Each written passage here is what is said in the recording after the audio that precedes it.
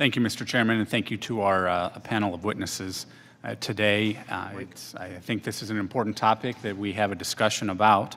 Let me first say that I believe paid family leave does have broad support, and I can't speak for everyone else, but that's my sense of it. However, I think the legislation we are actually discussing today has a number of serious flaws, certainly concerns, and appears that it could be actually a bad deal for a lot of families. That's often, obviously, what we get with a one-size-fits-all solution. But let's revisit an example I've used more than once this year. Under the Tax Cuts and Jobs Act, a single mother with 2 kids has 0 federal income tax obligation until her income surpasses $50,000 per year. The Social Security plan we had a hearing on earlier this year would raise this same mother's taxes by about $1,200 per year by the time its tax increases are fully implemented. This mom is also looking at increases in the gas tax that she pays to get to work, increased energy taxes proposed under the Green New Deal, and increased taxes to pay for Medicare for All under the agenda we see currently in place. Proponents of the bill we are discussing today claim that they will need to raise taxes on this single mom by only, supposedly, 0.4% to pay for the proposal. However, we know from a recent study the tax rate needed to fully cover the cost of this program is actually 2.9%. And Mr. Chairman, I would ask for unanimous consent to submit for the record the study from the American Action Forum that does discuss the details. So ordered. Thank you. What does that 2.9% tax increase add up to for this single mom?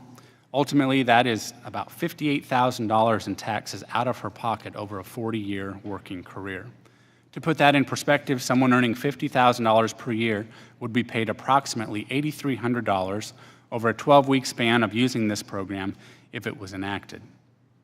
At that rate, the single mom would have to access the program for 12 weeks at least 7 times to break even, just break even on the $58,000 we are asking her to pay into the program. This certainly isn't robbing Peter to pay Paul.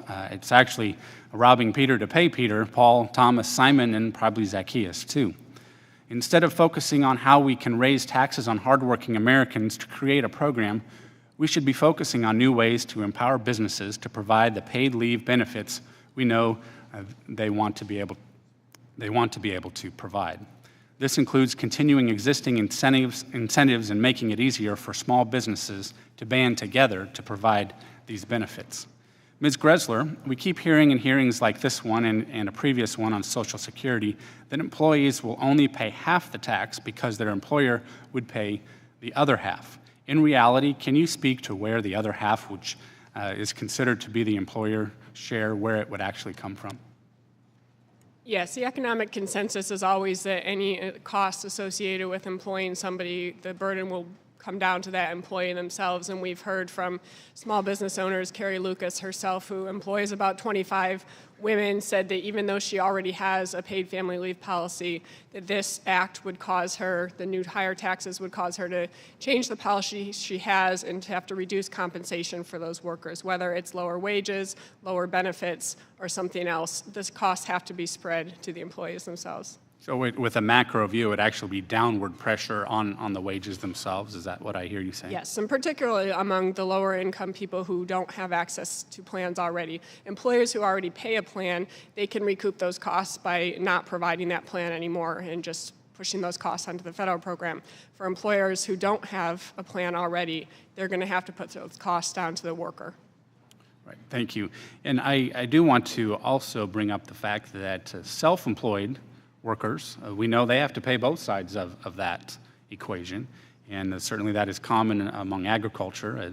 My main constituency, farmers and ranchers, are self-employed, and they have to pay both sides of that equation, and certainly this would have I think, a very unique impact on them, but nonetheless a burden, if you will, that the benefits would unlikely be felt as well. So I hope that we can take a thoughtful approach to this, realizing that flexibility, as Ms. Gressler, you point out, as a mother of 6, that flexibility is key so that employees can work with their employers to ultimately meet their mission. And thank you Thank you, Mr. Chairman. Thank the gentleman.